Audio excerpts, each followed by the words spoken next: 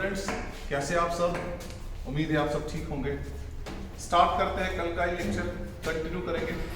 एक और क्वेश्चन करेंगे कल से जो हमने टॉपिक कवर किया था, अकाउंटिंग इक्वेशन। अकाउंटिंग इक्वेशन का ही एक और हमने यहाँ पे कुछ लिस्ट ऑफ ट्रांजैक्शंस दी है, उनको हम देखेंगे किस तरीके से इक्वेशन बनेगी। ठीक है बेटा, तो हमारे पास जो ट्रांजैक्शंस है पहले वो मैं एक्सप्लेन करता हूँ, फिर आप इस वीडियो को पॉज करके इस ट्रांजैक्शंस को कॉपी करेंगे। ठीक है, तो उसके बाद हम इनका सोल्यूशन देखेंगे कैसे करनी होती है अकाउंटिंग इक्वेशन। चलिए स्टार्ट करते हैं। तो सबसे पहले ट्रांजैक्शन हमें दी गई है Amit, that is the proprietor. Proprietor means owner of the business, commences business with cash ₹50,000। Amit ने अपना बिजनेस स्टार्ट किया है किससे? कैश से।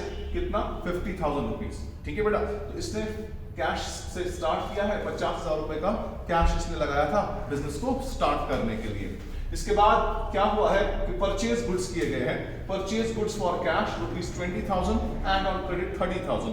20,000 का कैश पे लिया है गुड्स और 30,000 क्रेडिट पे लिया है। टोटल परचेज 50,000 का है, नकद 20,000, उधार 30,000। उसके बाद sold goods for cash 40,000, costing ₹30,000। 30,000 का माल हमने 40,000 में भेजा है, तो that means there is involvement of the profit. Clear? Rent हमने पे किया है, रेंट आउटस्टैंडिंग है। Brought furniture 5,000 on credit. Brought refrigerator for a personal use, personal use of the proprietor. ये प्रोपराइटर ने पर्सनल यूज के लिए refrigerator खरीदा है। ठीक है, और परचेज बिल्डिंग की गई है कैश पे। फाइन, तो ये हमारे कुछ ट्रांजैक्शंस है। इन ट्रांजैक्शंस पे हम क्या करेंगे? इन ट्रांजैक्शंस पे हम देखेंगे अब अकाउंटिंग इक्वेशन। ठीक है, तो अकाउंटिंग इक्वेशन अब हम इन्हीं ट्रांजैक्शंस पे देखते हैं। तो मैं यहाँ पे बेटा जी पहले इसको रब कर लेता हूँ। ठीक है, आपने कॉपी किया है, आप वीडियो को पॉज करके ट्रांजैक्शंस कॉपी कर सकते हैं। तो इसी पे हमें क्या बनाना है? Accounting equation. ठीक है, तो मैं इसको रब कर लेता हूँ बेटा जी।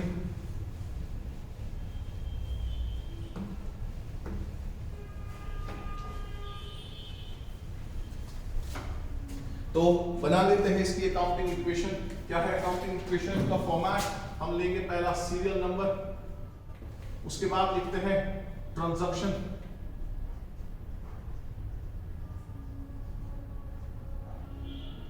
ठीक है, तो ट्रांजैक्शन के बाद क्या लिखते हैं? ट्रांजैक्शन के बाद हमें लेना होता है assets equals to capital plus liability. तो assets is equal to capital plus liability. तो सीरियल नंबर 1 से स्टार्ट करेंगे, तो प्रॉपर फॉर्मेट बनाएंगे बेटा जी इसका। एसेट्स को यहां पे बीच में लिखते हैं,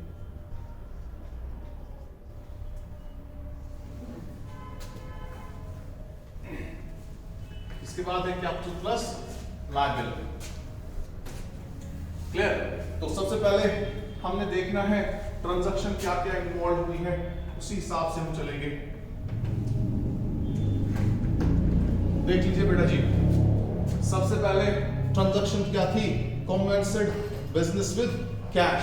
अमित ने बिजनेस स्टार्ट किया था और कमेंस किया था, तो ट्रांजैक्शंस में यहां से लिख भी रहा हूं, Amit commenced business with cash. Amit commenced business with cash ₹50,000। तो सबसे पहला क्या एसेट आएगा? 50,000 रुपए इसने इंट्रोड्यूस बिजनेस में किए हैं, तो सबसे पहला बेटा जी आपके पास कैश आएगा। कैश 50,000 रुपए का एसेट आपके पास बन गया, और यही आपके पास यहाँ से कैपिटल बन गया। सो 50,000 रुपीज आपका कैपिटल है, और यही आपके पास एसेट के फॉर्म में आया, that is in the form of cash. और यहाँ पे लायबिलिटी कोई भी नहीं है, उसको हम जीरो लेते हैं। इसके बाद दूसरी ट्रांजैक्शन दी गई है। दूसरी ट्रांजैक्शन क्या है वो भी जरा देख लीजिए। परचेज किया है क्या? गुड्स। ठीक है, हमने माल को खरीदा है। परचेज गुड्स फॉर कैश, हमने परचेज किए हैं गुड्स को, कैश पे किया है परचेज गुड्स को। ठीक है, purchase goods for cash ₹20,000 and on credit ₹30,000। ठीक है, तो आपके पास क्या किया हमने? अब हमने माल खरीदा है, अब हमने गुड्स को खरीदा है, तो गुड्स क्या खरीदे हैं वो जरा देख लेंगे। यहाँ पे बेटा जी एक और एसेट आपके पास वजूद में आएगा। सो गुड्स को हम क्या कहते हैं, स्टॉक। तो स्टॉक हमारे पास कितना आया, 20,000 और 30,000, टोटल माल कितना आया हमारे पास, टोटल माल हमारे पास 50,000 रुपए का आया, ठीक है। लेकिन कैश हमसे कितना निकला, हमने पे किया है कैश कितना, खाली 20,000। सो कैश को माइनस करेंगे 20,000 और स्टॉक हमारा इंक्रीज हो गया कितने का, 50,000। और मुझे एक बात बताइए, आपके पास माल आ गया 50,000 का, कैश निकला सिर्फ 30,000 का, और उधार पे लिया है और 30,000 का। तो उधार का मतलब होता है बेटा जी लायबिलिटी। तो हमारी एक लायबिलिटी चढ़ गई क्रेडिटर की। सो लायबिलिटी हमारे पास कौन सी बन गई, यहाँ पे हमारी लायबिलिटी आ गई क्रेडिटर। तो क्रेडिटर कितनी है, 30,000। तो क्या करते हैं हम, उसके बाद लेते हैं न्यू इक्वेशन। न्यू इक्वेशन के समय बेटा जी क्या करते हैं, 50 को माइनस करेंगे 20, तो बचेगा बेटा जी कितना, 30,000 रुपए। और स्टॉक आपके पास कितना है, 50,000 रुपए का। ओवरऑल एसेट्स कितने हैं हमारे, 80,000। और यहां से बेटा जी कैपिटल अपना ही वापस आएगा, दैट इज 50,000 प्लस क्या करेंगे, लायबिलिटी। ये क्रेडिटर हमारी लायबिलिटी बन गई, that is 30,000। Equation is again same. ये हमारी यहाँ पे न्यू इक्वेशन थी। न्यू इक्वेशन हमें पर टैली करनी है, 30,000 प्लस 50,000, 50,000 प्लस 30,000, ये इक्वल आ रहा है। Is that clear? अब इसके बाद हमारे पास ट्रांजैक्शन नंबर 3 को देख लीजिए। जो ट्रांजैक्शन नंबर 3 है वो क्या है, ट्रांजैक्शन नंबर 3 है sold goods for cash ₹40,000। Sold goods for cash कितना, ₹40,000, कॉस्टिंग ₹30,000। हमने क्या किया, sold goods on cash, clear है, sold goods on cash ₹40,000, costing 30,000। So हमने माल भेजा है कैश पे, कितने कैश पे, 40,000 पे, उसका कॉस्ट प्राइस कितना है, 30,000। तो क्या करेंगे बेटा जी, हमने सेल किया, यहाँ पे सेल जब हमने किया तो कैश आया कितना, 40,000, लेकिन ये माल कितने का था, 30,000। सो इसका मतलब है हमें एक्चुअली क्या हुआ, यहां से कैश आया है 40,000 का और 30,000 का माल निकला। तो 30,000 का माल आपने भेजा 40,000 पे, तो ये आपके लिए प्रॉफिट है। क्या है ये, प्रॉफिट। तो हमें क्या लिखेंगे, हमें बेटा जी क्या आ गया, 40,000 का कैश आ गया, और हमें माइनस करना है ना स्टॉक। स्टॉक का हमें वैल्यू कितना माइनस होगा, 40,000। सो गुड्स आप सॉरी 30,000, तो आपके पास जो है माल वो कितने का निकला, स्टॉक माइनस हो गया कितने का, 30,000 का, और वहां से कैश कितना आ गया, 40,000। सो इसका मतलब क्या है, ओवरऑल इंक्रीज इन एसेट्स कितना है, ओवरऑल इंक्रीज इन एसेट है 10,000, that is because of profit, that is because of profit. Cash आपको 40,000 आया, माल आपको सिर्फ 30,000 रुपए का निकला। तो अब यहां से बेटा जी जब डिफरेंस होगी तो यहां पे आपका इंक्रीज हो गया कैश ज्यादा 10,000 का, that is because of profit. मैंने कल आपको प्रीवियस वीडियो में कहा था, जब भी प्रॉफिट होगा वो कैपिटल को इंक्रीज करता है। तो ये कैपिटल को बेटा जी यहाँ पे 10,000 रुपए इंक्रीज हो जाएगा, और यहाँ पे लायबिलिटी में कोई फर्क नहीं पड़ा। अब देखते हैं फिर से न्यू इक्वेशन, जरा देखिए न्यू इक्वेशन बेटा जी क्या बनेगी, न्यू इक्वेशन बनेगी 30,000 प्लस 40,000, तो हो गया टोटल 70,000, और 50 को माइनस किया 30, तो बेटा जी वहां पे क्या बचा आपका 20,000। क्लियर है? और यहाँ पे आपके पास कितना आया, 50 प्लस 10 दैट इज 60,000, और आपके पास क्रेडिटर अपना ही है, दैट इज 30,000 इक्वल, देखिए 90,000 इक्वल्स टू 90,000। इक्वेशन बराबर आ रही है, टैली इक्वेशन कर रही है। आगे देख लेते हैं फिर से नेक्स्ट ट्रांजैक्शन। नेक्स्ट ट्रांजैक्शन है बेटा जी रेंट पे। रेंट आपने पे किया है, देख लीजिए रेंट आप पे करते हैं, कितना पे करते हैं बेटा जी, रेंट आपने पे किया दैट इज ₹500।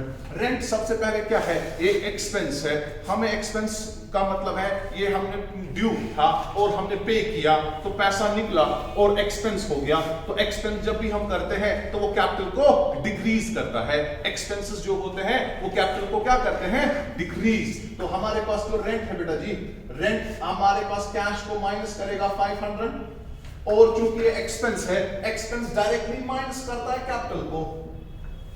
ये पैसा जो भी एक्सपेंस होगा, जो भी लॉस होगा, वो कैपिटल को डिक्रीज करता है। जब भी हमारे पास प्रॉफिट होगा, हमारे पास कोई इनकम होगी, वो आपको इंक्रीज करेगा कैपिटल को। तो अब देखिए फिर से लेंगे न्यू इक्वेशन। अब पहले 70,000 था, अब 69,500 रहा, और ये बेटा जी अपना ही है 20,000 अपने पास ही, और यहाँ पे बेटा जी अब कितना रहा 59,500, 59,500 89,500 और यहाँ पे आपके पास कितना है 30,000। सो टोटल आ गया 89,500, यहाँ से भी आ गया 89,500। अब एक इंटरेस्टिंग ट्रांजैक्शन है, इसको बेटा जी गौर से समझ लेना। ये ट्रांजैक्शन क्या है? Rent outstanding. Rent outstanding, rent हमें ड्यू हो गया लेकिन हमने पेमेंट नहीं की थी। आप देखिए रेंट आउटस्टैंडिंग कितना है 100 रुपीज। आप बेटा गौर से देख लेना इस ट्रांजैक्शन को, क्या फर्क है इस वाली ट्रांजैक्शन में और इस वाली ट्रांजैक्शन में। यहाँ पे रेंट हमें ड्यू हुआ था, हमने पे किया था, पैसा निकला था।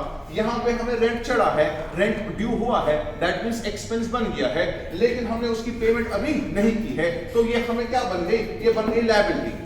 हमारे पास हर 30th ऑफ एवरी मंथ हमें रेंट ड्यू होती है और हम उसको पे करते हैं। अब हमने आज इसको पे नहीं किया तो क्या इसका मतलब ये हम बोलेंगे कि हमारा एक्सपेंस नहीं हुआ? एक्सपेंस तो हो गया, हमने पूरे मंथ की सर्विस ली इस रूम की, लेकिन हमने पेमेंट अभी रेंट नहीं की। रेंट पे न करने का मतलब क्या होता है? रेंट पे न करने का मतलब होता है वो आपको लायबिलिटी चढ़ गई। क्या चढ़ गई? लायबिलिटी। एक्सपेंसेस को ड्यू डेट पे करेंगे, वो हमने इस ट्रांजैक्शन में देखा। और आज ड्यू डेट हो गया है लेकिन पेमेंट नहीं हुई, रेंट अभी बकाया है, तो कैश माइनस तो नहीं होगा, कैश पर माइनस होगा। क्यों? क्योंकि आपने पैसा पे किया ही नहीं, तो एसेट साइड से कोई फर्क नहीं पड़ेगा। फर्क अगर बेटा नहीं पड़ेगा कैपिटल को पड़ेगा, क्योंकि कैपिटल में इसलिए दिखाऊंगा माइनस। क्यों? क्योंकि आपको यहां पे एक्सपेंस है। हाँ, आप पे करेंगे रेंट या नहीं पे करेंगे, फिर भी ये एक्सपेंस है। एक्सपेंस का दर्ज पे करने के साथ या रिसीव या पे करने के साथ नहीं है। एक्सपेंस का मतलब है किसी चीज की सर्विस आपने हासिल की, वो आपको ड्यू हो गया, वो आपके लिए खर्चा माना जाता है। तो यहां पे हमने -100 किया और बेटा जी गौर से देख लिए गए, आपको यहां से -100 हो गया और यहां से +100 हो गया। आज आप देख लीजिए सिर्फ इस साइड से इफेक्ट पड़ा, इस वाले साइड से कोई इफेक्ट ट्रांजैक्शंस पे नहीं पड़ा।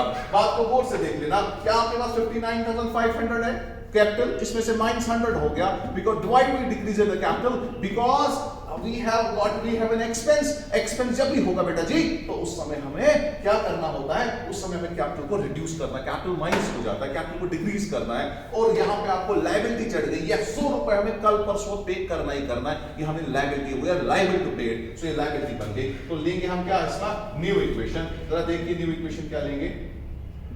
न्यू इक्वेशन बेटा जी आपकी क्या है?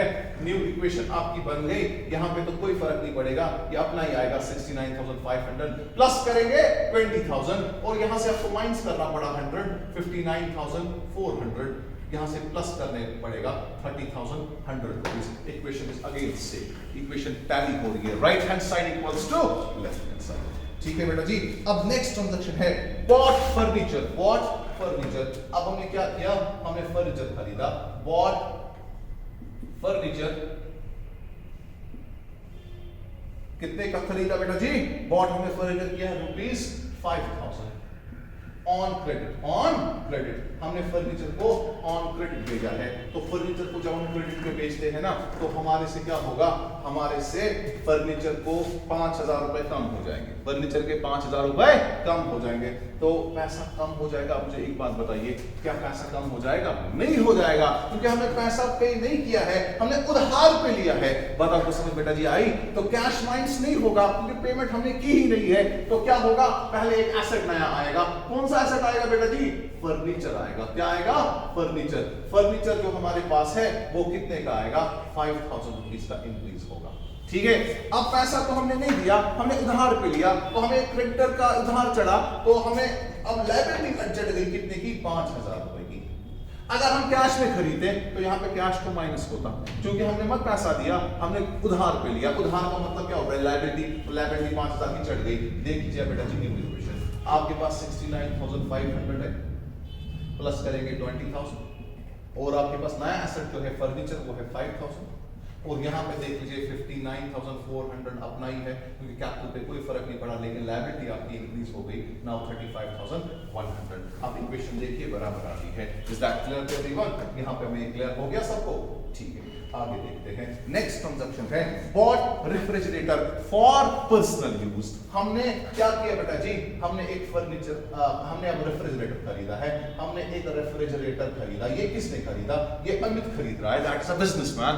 बिजनेसमैन ने ये रेफ्रिजरेटर खरीदा फॉर हिज पर्सनल यूज। वो अपने पर्सनल यूज के लिए इस रेफ्रिजरेटर को खरीद रहा है। और पैसा कितना दिया? पैसा दिया उसने क्या? पैसा दिया है उसने 5000, लेकिन ये 5000 रुपीज जो बेटा जी है ये कहां से निकला? ये पैसा बिजनेस से निकला। एक पॉइंट यहाँ पे अंडरस्टैंड करना बेटा, थोड़ा सा ध्यान रखिएगा यहाँ पे। आप अगर यहाँ पे रेफ्रिजरेटर खरीदा है किसने? अमित ने, that is the proprietor of the business, जिसने ना इस बिजनेस को शुरू किया है। अगर वो 5000 रुपए अपने जेब से पे करता और रेफ्रिजरेटर खरीदता तो वो ट्रांजैक्शन यहाँ रिकॉर्ड होती नहीं, क्योंकि वो उसकी पर्सनल ट्रांजैक्शन थी, खुद ही पैसा दिया था, खुद के लिए एसेट खरीदा। लेकिन यहाँ पे हम इसको रिकॉर्ड इसलिए कर रहे हैं क्योंकि ये पैसा इसने बिजनेस से उठाया है। हाँ, ये पर्सनल यूज के लिए है। और यहाँ पे ट्रांजैक्शन 5000 हम दिखा रहे हैं, ये 5000 रुपए कहां से निकला होगा? बिजनेस से निकला होगा। मुझे एक बात बताइए, क्या मैं यहाँ पे एक और एसेट लिखूं रेफ्रिजरेटर? नहीं।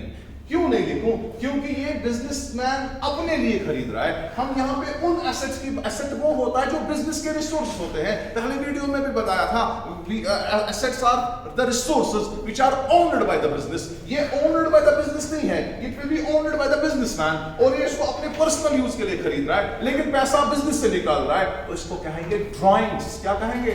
तो ये ड्राइंग स्टोरी है, पैसा इसने बिजनेस से निकाला है और अपना एक पर्सनल एसेट खरीदा है, तो यहाँ पे एसेट इंक्रीज नहीं होगा। फिर क्या होगा सर जी? फिर आपको क्या करना है, ध्यान से देख लेंगे। पहले माइनस करेंगे 5000 रुपीज कैश, और ये ड्राइंग्स है, इसका कैपिटल इससे रिड्यूस हो जाएगा। क्या होगा? रिड्यूस 5000 रुपीज बेटा जी यहाँ। तो अब हमारे पास फिर से लेना है ये इक्वेशन। आप 69 के मैं आप में से 5 को करेंगे माइनस, तो यहाँ पे आएगा 64,500, प्लस करेंगे 20,000, प्लस करेंगे 5,000, और यहाँ पे आपका ये 59 के बदले 54,400 रहेगा, प्लस करेंगे 35,100 रुपीज।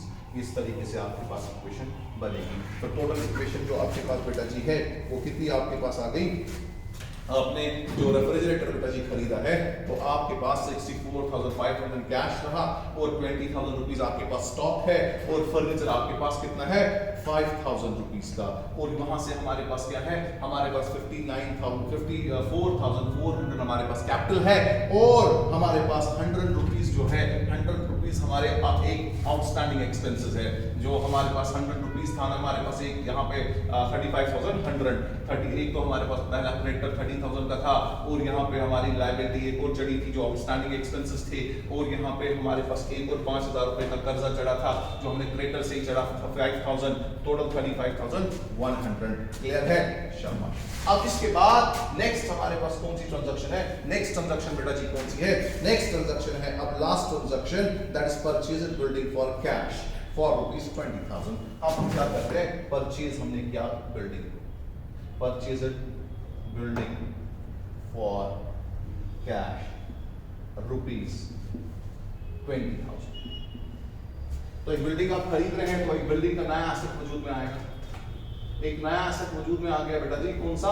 बिल्डिंग। हमारा एसेट कौन आया? बिल्डिंग। तो बिल्डिंग का एसेट कितना है? कितना? 20,000। लेकिन कैश निकलेगा बेटा जी 20,000। ठीक है, कैपिटल पे कोई असर नहीं पड़ेगा, because increase in the one asset, decrease in another asset, it's only one variable affected transaction, that is only assets affected. Capital और लायबिलिटी पे कोई फर्क नहीं पड़ेगा, क्योंकि आपका कैश था, आपने कैश निकला, और आपका नया एसेट बिल्डिंग के फॉर्म में आया। 64 को माइनस करेंगे, और तो यहाँ पे 20,000 माइनस करेंगे तो 44,500 आएगा, और आपके पास एसेट है। This is the final equation. Final equation आपको काम आएगी, इससे हम बैलेंस शीट सीखते हैं कैसे बनाते हैं। बैलेंस शीट बस इतना ही है, asset is equal to liabilities. तो देख लीजिए 44,500 प्लस क्या करेंगे बेटा जी? 20,000 किसके? स्टॉक के। फर्नीचर कितना है? 5,000 प्लस करेंगे बिल्डिंग, बिल्डिंग कितनी है? 20,000। Is that clear? और यहाँ से क्या लिखेंगे? यहाँ से आपके पास 54,400 रुपीज का ये है, और 35,100 रुपीज लायबिलिटी। 35,100 रुपीज का आपके पास लायबिलिटी है। तो आप देखिए फाइनली इक्वेशन जो है वो आपके पास आ गई। आपके पास एक तो एसेट के फॉर्म में है कैश 44,500, आपका कैश का फाइनल बैलेंस है, और स्टॉक का फाइनल बैलेंस है 20,000, फर्नीचर का फाइनल बैलेंस है 5,000, बिल्डिंग का फाइनल बैलेंस है 20,000, और आपके पास कैपिटल बचा है कितना? 54,400, और लायबिलिटीज आपकी है 35,100। आप जब टैली करेंगे तो इक्वेशन आपकी बराबर आ रही है, तो इक्वेशन टैली हो गई है बेटा जी। टोटल आप अगर देखें, इस पे हम बैलेंस बैलेंस शीट भी बना सकते हैं। एक साइड से ये सारे एसेट्स डाल दो और एक साइड से ये सारे लायबिलिटीज डाल दो, तो आपका इक्वेशन जो है ये आपका जो बैलेंस शीट है वो टैली होगा। तो बैलेंस शीट तो सिंपल बनाना है, इससे क्या करना है, एक साइड से सारे एसेट्स लेने हैं, एक साइड से सारी लायबिलिटीज लेनी है, तो बन गया बेटा जी बैलेंस शीट।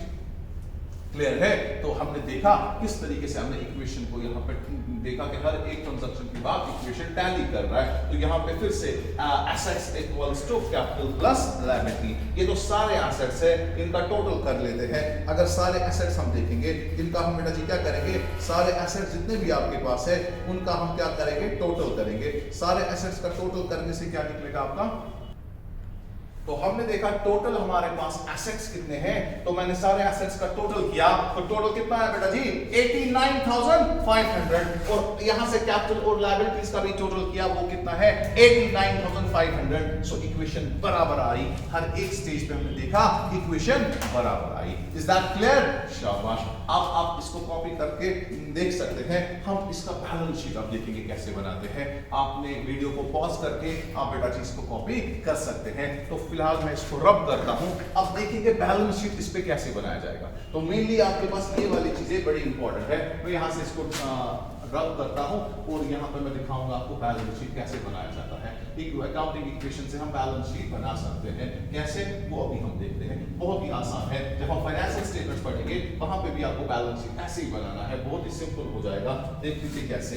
तो बैलेंस शीट जो होता है साल में एक बार ही बनाया जाता है। मान लीजिए ये हमारा बैलेंस शीट है, ये मैं बना रहा हूं balance sheet of Amit. Amit है बिजनेसमैन, ठीक है, डेट को नहीं दिया था, तो हम बैलेंस शीट का फॉर्मेट देखते कैसे बनता है बैलेंस शीट। यहां तक बैलेंस शीट हम बनाएंगे, पहला साइड लेंगे लायबिलिटीज, दूसरा लेंगे अमाउंट, फिर से एसेट्स और अमाउंट। यहां पे बेटा जी क्या है, लायबिलिटीज, ठीक है। यहां पे लिखूंगा मैं अमाउंट में रुपीज सिंबल डालेंगे, करेंसी सिंबल, और यहां से एसेट्स, और यहां पे भी लिखेंगे एसेट्स का अमाउंट कितना बनता है, ठीक है। तो देखिए हमारे पास पहला एसेट क्या है, हमारे पास पहला एसेट है कैश, तो मैंने लिखा है कैश। कितना है कैश मेरे पास, फाइनली 44,500। उसके बाद मेरे पास क्या है बेटा जी दूसरा एसेट स्टॉक, तो स्टॉक लिखेंगे इधर। स्टॉक कितना है मेरे पास, स्टॉक है बेटा जी मेरे पास 20,000, तो लिखा मैंने इधर 20,000। उसके बाद है मेरे पास और एक चीज दैट इज फर्नीचर, तो फर्नीचर कितना है मेरे पास, फर्नीचर है मेरे पास टोटल 5,000। और दूसरा एसेट कौन सा आया हमारे पास, बिल्डिंग, तो बिल्डिंग कितना है बेटा जी मेरे पास, बिल्डिंग बन गया 20,000। अब देखते हैं लायबिलिटी कैपिटल साइड से, तो पहले मेरा कैपिटल है, कैपिटल मेरा कितना है, कैपिटल है 54,400। उसके बाद मेरे पास क्रेडिटर्स थे, खाली यहाँ पे मेरे पास आउटस्टैंडिंग एक्सपेंसेस है एक, ठीक है। तो मैं लिखता हूँ पहले क्रेडिटर्स में अलग से दिखाता हूँ। टोटल मेरा आया था 35,000, तो 35,100, तो मैंने लिया है अलग से 35,000 और outstanding expenses that are still liabilities that is 100। तो मैंने ये अलग इसलिए दिखाया क्योंकि ये 100 रुपीज जो है ये आउटस्टैंडिंग एक्सपेंसेस की लायबिलिटी के भी अलग अलग नाम होते हैं। यहाँ पे ये आउटस्टैंडिंग एक्सपेंसेस की लायबिलिटी थी, बाकी सारे क्रेडिटर्स है, ठीक है। ओके, यहाँ पे इसको क्लोज करते हैं, ये हमेशा इक्वल आना चाहिए। तो हमने इसका टोटल देखा था वो है 89,500 और यहाँ से भी आएगा 89,500। ये हमारा बन गया बैलेंस शीट। बैलेंस शीट किस से बेसिस पे बनाया हमने, अकाउंटिंग इक्वेशन के बेसिस पे। हमने क्या देखा, अकाउंटिंग इक्वेशन के बेसिस पे देखा हमने बैलेंस शीट कैसे बनाया जाता है। जो फाइनल इक्वेशन आपको निकलती है वही आपका बैलेंस शीट भी होता है। सो हम कह सकते हैं जो फाइनल इक्वेशन है, जो उसमें एसेट्स और लायबिलिटीज का वैल्यू होगा वही हम डालते हैं एक शीट में और वही आपका बैलेंस शीट बन जाता है, जो साल में at the end of the year बनाया जाता है। इससे हम बिजनेस की फाइनेंशियल क्वेश्चन जानते हैं, आगे देखेंगे जब हम बैलेंस शीट पढ़ेंगे। Is that clear? तो हमने क्या देखा, अकाउंटिंग इक्वेशन किस तरीके से बनाई जाती है। फाइनली अभी हम थोड़ा सा इस पे और एक बात करेंगे। इसमें मैं आज आपको असाइनमेंट सेंड करूंगा, आपके ऑफिशियल जो हमारे पास डायरेक्शन इंस्टीट्यूशन के ऑफिशियल ग्रुप है उस पर आपको आज असाइनमेंट में सेंड करूंगा। आप अपने पास ना वो प्रिपेयर करके मुझे वो ग्रुप में भी सेंड कर सकते हैं, ठीक है। तो आप मैं भी चेक करूंगा कि आपको कितना है, अगर कोई कंफ्यूजन होगी, कोई थ्योरी होगी, वो हम वहां पर डिस्कस कर लेंगे।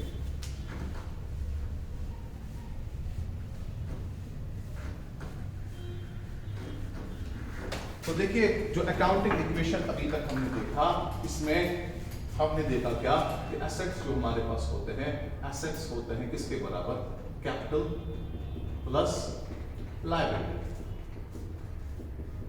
ठीक है, क्या मैं ऐसा नहीं कह सकता कि अगर मैं इस पे लिखूंगा इनकम, इनकम वो क्या होता है, वो इनकम इंक्रीज करता है ना कैपिटल को। क्या अगर मैं लिखूंगा इसमें प्रॉफिट्स एंड गेन्स, वो भी क्या करेगा बेटा जी, इंक्रीज किसको। और अगर मैं माइनस करूंगा इसमें से एक्सपेंसेस, एक्सपेंसेस क्या करते हैं, डिक्रीज कैपिटल को। और अगर मैं लिखूंगा माइनस करूंगा इसमें से क्या, इसके साथ साथ लॉसेस, और लॉसेस भी क्या करते हैं, डिक्रीज किसको, क्लियर है। और एक बात को याद रखेंगे, अगर हमें बेटा जी इंटरेस्ट ऑन कैपिटल होगा, इंटरेस्ट ऑन कैपिटल जो है that will increase the capital from the one side and decrease the capital from the other side.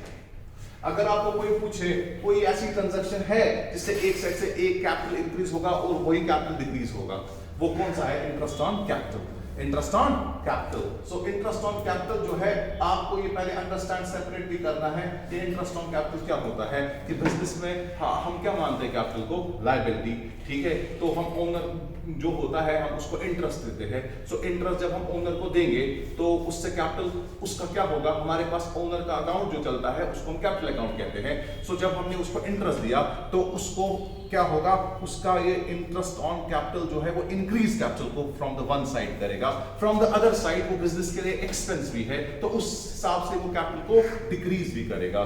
तो कोई ऐसी ट्रांजैक्शन है सर जी जो आपको एक कैपिटल को इंक्रीज भी करेगी डिक्रीज भी करेगी, वो है इंटरेस्ट ऑन कैपिटल। क्योंकि इंटरेस्ट ऑन कैपिटल बिजनेस के लिए एक्सपेंस है, तो जो भी एक्सपेंस होता है वो कैपिटल को रिड्यूस करता है। और इंटरेस्ट ऑन कैपिटल जो है वो हम मत अलग से उसको हाथ में देंगे ओनर को, क्योंकि हमारा उसका एक अकाउंट हमारे पास चल ही रहा है, हम उसके अकाउंट में उसको जमा करेंगे, उसके अकाउंट में क्रेडिट करेंगे। तो एक साइड से इसका इंटरेस्ट ऑन कैपिटल होने से कैपिटल इंक्रीज हो गया बिकॉज वो हमें पार्टनर या ओनर को देना है, और दूसरे साइड से हम बिजनेस को एक्सपेंस मानते हैं तो वो माइनस होगा, तो वही प्लस भी होगा माइनस भी हो गया। सेम अप्रोच है बेटा जी इंटरेस्ट ऑन ड्राइंग्स में।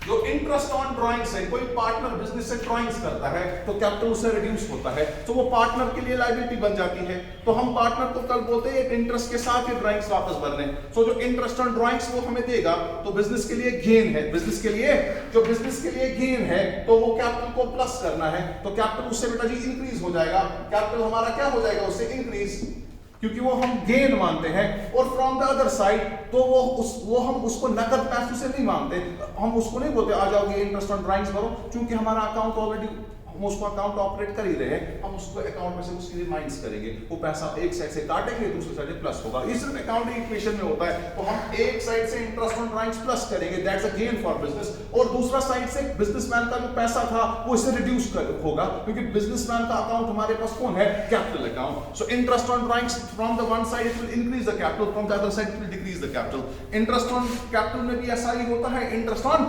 ड्राइंग्स में भी ऐसा ही होता है। तो किस ये प्लस भी करता है और माइनस भी करता है। क्लियर है, क्लियर है।